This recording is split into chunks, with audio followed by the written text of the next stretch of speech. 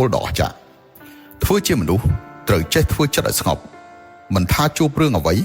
ត្រូវធ្វើចិត្តឲ្យស្ងប់សិនរួចសំដោះស្រាយជាក្រោយទឹកស្ងប់អាចឆ្លុះមើលអ្វីបានចិត្តស្ងប់អាចមើលឃើញចិត្តខ្លួនឯង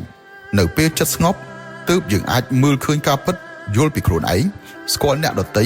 ហើយដោះស្រាយរាល់បញ្ហាដោយប្រាជ្ញានិងភាពត្រជាក់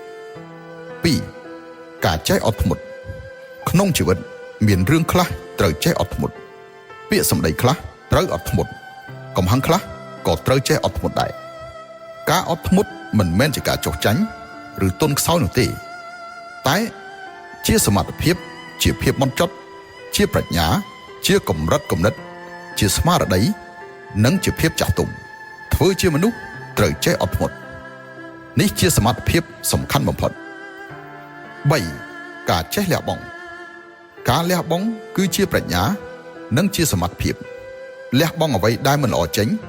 ទើបអាចរក្សាទុកនៅអ្វីដែលល្អបានលះបង់ការចងគំនុំក្នុងចិត្តទើបអាចរស់នៅបានដោយស្រួលជីវិតត្រូវការភាពស្រឡះ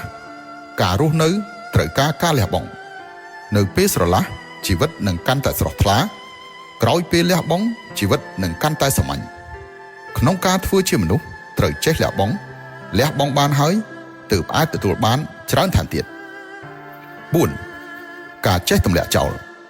រឿងពិបាកបំផុតក្នុងជីវិតគឺការចេះទម្លាក់ចោលការរៀនចេះទម្លាក់ចោលគឺជាការអប់រំមួយជីវិតការទម្លាក់ចោលការចងគំនុំទម្លាក់ចោលការឈឺចាប់ក្នុងជីវិតទម្លាក់ចោលនៅអ្វីដែលគួរទម្លាក់ចោលអ្នកនឹងអាចដើរទៅមុខដោយស្រាលស្វែងរកសុភមង្គលនិងអោបក្រសោបយកភាពរីករាយ 5. ការចេះឈានទៅមុខ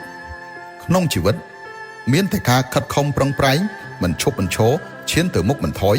ទើបអាចជួបប្រទះនៅខ្លួនឯងដែលកាន់តែល្អរស់នៅក្នុងជីវិតដែលកាន់តែល្អដូច្នេះក្នុងការធ្វើជាមនុស្សត្រូវមានសមត្ថភាពឈានទៅមុខត្រូវចេះលើកទឹកចិត្តខ្លួនឯងជំរុញខ្លួនឯងធ្វើឲ្យខ្លួនពោពេញដោយថាមពលពោពេញដោយភាពក្លាហានពោពេញដោយចិត្តរំភើប 6. ការចេះបំភ្លេចនៅក្នុងដំណើរជីវិតមនុស្សខ្លះនិងរឿងខ្លះបានចូលក្នុងគំនិតយើងคล้ายជាការចងចាំយូរម្ដងនឹកឃើញឡើងវិញស្រាប់តែនឹករលឹកពេលខ្លះអាចសោកសៅពេលខ្លះឈឺចាប់បើអាចបំភ្លេចបាននោះពិតជាល្អខ្លាំងណាស់ដូច្នេះក្នុងការធ្វើជាមនុស្សត្រូវចេះភ្លេចរឿងដែលគួរភ្លេចកុំនិយាយរំលឹកកុំនឹកឃើញកុំគិតទៀតព្យាយាមគ្រប់គ្រងខ្លួនឯងបន្តិចម្ដង